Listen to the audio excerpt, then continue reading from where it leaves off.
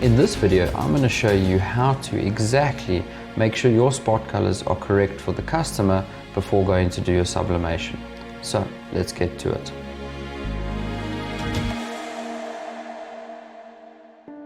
So here I've got the customer's artwork, and I need to make sure that our Pantone colors are going to match to what he actually asked for. So firstly, at the top of our screen, he's given me the CMYK color that he needs. So we're going to first color pick it. We're going to go over to our color overlay, spot check the color that he's given to me in the artwork, and reference it to our actual CMYK color that he's given us. So here he's given us a 0 for C, so we need to go and change that to 0. The next one for magenta, he's given us 19, it was 18, change it to 19. And the next one he wanted 100, it was 99, and then 0, which it already is. And once you've done that, you can actually see while you're doing it, the color was changing slightly. Once we've done that, we're going to push OK. Now, next we need to do is our cyan, and we're going to do the same thing there. We're going to go to our color overlay, and we want to make sure that whatever he's given us is exactly the same. Now we can go to our color overlay and pick the same blue that was there.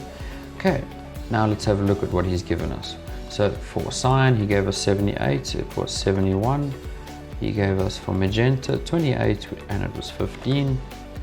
And our yellow, he gave us at 2, and it was 0.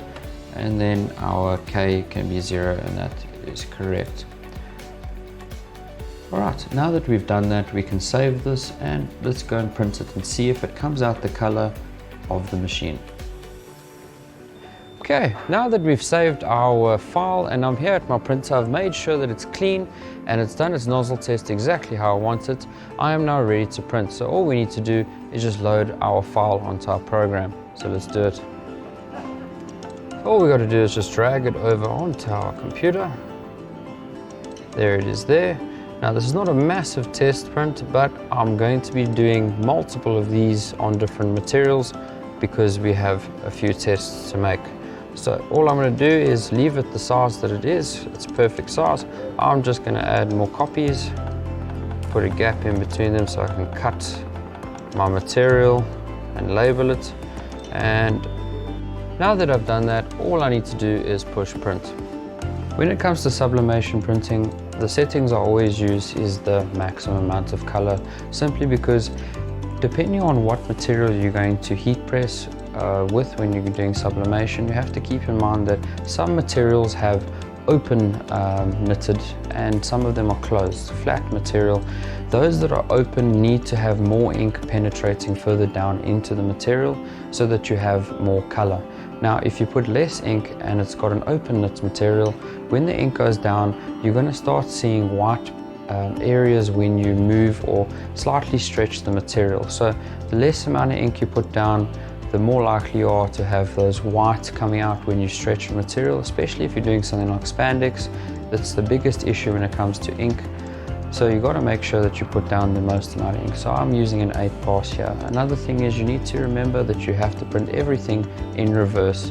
Because we are printing in reverse, when we press it to our material, it's then going to be the wrong way around if we don't reverse it.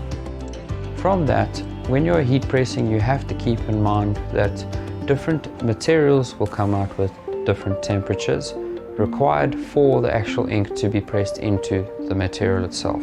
So here we have our material room, and today I'm going to be using a few different materials. We've got matte acetate, we've got brush spandex, we've got honeycomb, and even Prolite. And I really like this material because it's so nice and soft and it really works great for shirts.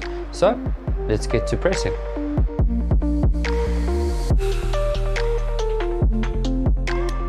So we have all of our material ready and I've got my prints next to me. So the next thing is, when you're heat pressing, you have to make sure that you keep your best interests in your mat. When I say that is, you want no ink to go from your paper directly onto your mat. You want all the ink to go to your material. So that being said, you must always make sure that your material is larger than your piece of paper with your ink. Just like so.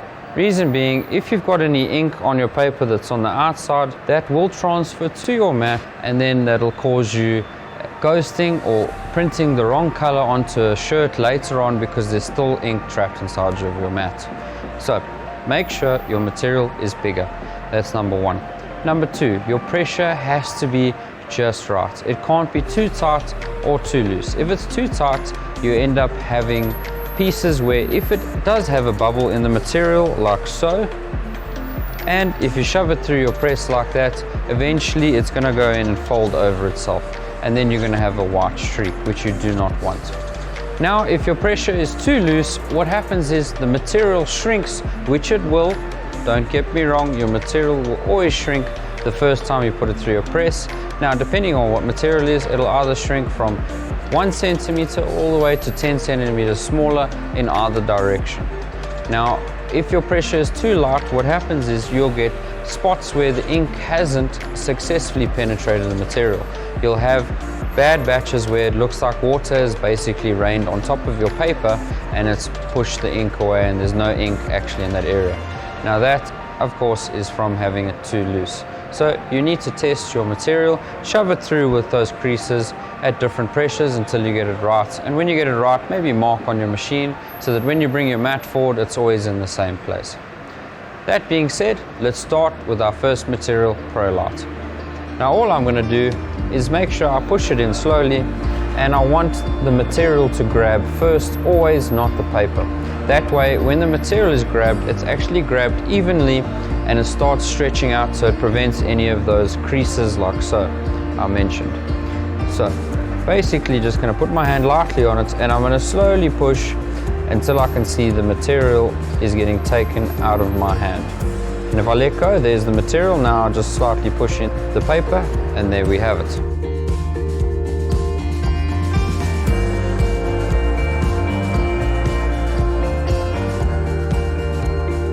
Now when this comes out the other side of the roll, which it is here, you always want to make sure you push your paper down and don't let it continue up in your drum, otherwise you're going to have a really bad problem. It's just going to keep going in circles, and then you're not going to have anything come out the way you want it. And you always want to make sure that this paper is not touching your print once you're finished printing. You want to remove it completely, do not leave it on top, otherwise you will get a ghosting effect. And there we have it, the first one. Okay, now the next one we're going to be doing is matte acetate. Now this material is a very odd material. This is your tracksuit material. It's got a flat side on the one, and on the other it's got a nice fleecy feeling to it. This is meant for your tracksuits. So again, we want to make sure that we put our paper down first, and we want to press on this side, not on the fluffy side. So you always put down the side you want to print on directly onto your paper. So just lightly hold it in your hand. You want to slowly push it in until the material is gripped out of your fingers. And you can see there, now just hold down with it so that the paper can continue with it. Make sure if it gets stuck to the barrel, don't use your fingers to take it off, rather use scissors or something else. But in this case it didn't get stuck. So once I see it's finished and out, I'm just going to lift it up. And there we have it.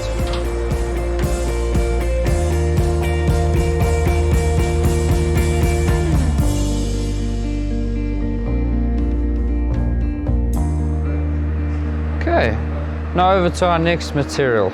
This next material is a spandex.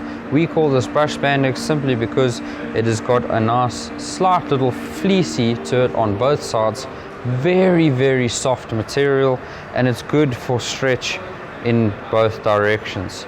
This is really, really nice material to have against your skin. You must always make sure you realize which is the front and back of your material. Not all materials you can press on both sides and have the same color achievement, as well as the intended purpose of the front side is that way for a reason when you're stitching material together. So for this instance, this has a little bit of a roll effect. I know which side it is, so we're just going to put it on top just like that and repeat the same process. Just take your time when going into the drum. material and paper goes through at the same time.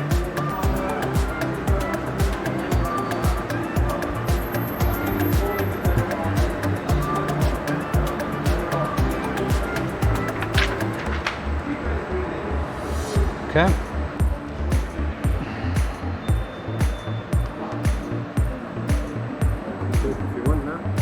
Oh, and there we have it. The brush spandex is heat pressed, looking really good. And our last material, of course, honeycomb, which is the most used material in the industry. And this is a great material for t-shirts, for rugby jerseys, for all sorts of different garments. Now, this one is pretty simple to tell which side is which. The one side is close knit and then the other is got open stitching. Now, honeycomb is really, really specific. It has that honeycomb effect on the one side, which is the side we're going to print on, the side that has the holes. So again, just place your material over the top and just repeat the process. And as you can see here, and I'm glad that this is here, you can see there's a little bit of a fold or ripple going on here.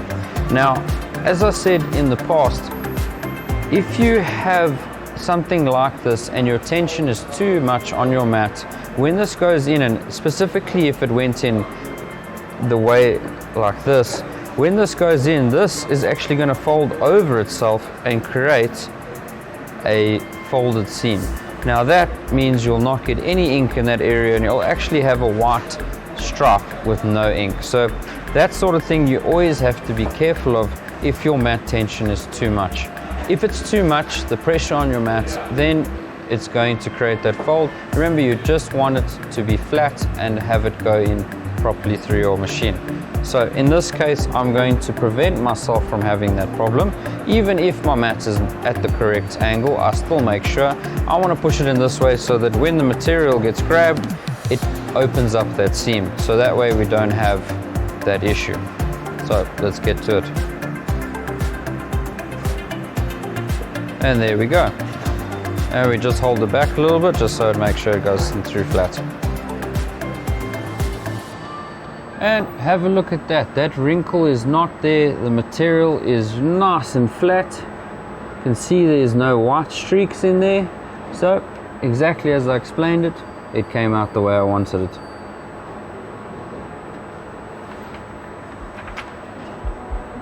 And there we have it. And there it is. All 4 of our samples have been printed exactly the way I wanted it. All right, now that we've done all of these samples in different materials, now let's talk about why I did this. And the reason for this is simple. Different materials give you different effects in your color range. And this you always have to remember, that all different types of material have different white composition. Now, when I say white, I mean the actual material itself. Yes, it is white, but how white is it? And in this case, each of these materials have a different white tone. So for instance, if we had to look at what is dark and what is light here, if we had to look at my Prolite versus, let's say for instance, the honeycomb, we can see that the blue is 2 different blues here. This color white compared to our Prolite is not the same. This one is more of a dull white, this is more of a bright white. And you can see because of that, it gives your Pantone colors that you printed different Pantones. For instance, if you look at the blue, that is completely different here. It is in the similar range, but they are different.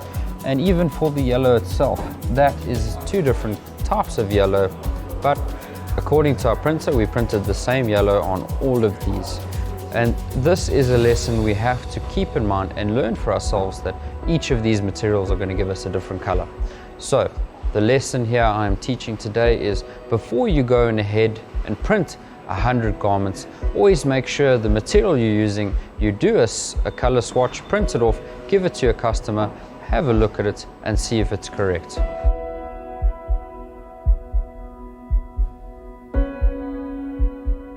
Now that we've had a look at all of our printed swatches and we understand the differences between all these materials and having a look at them, the different color ranges that you get, like I said earlier, when you pull it you can see that white.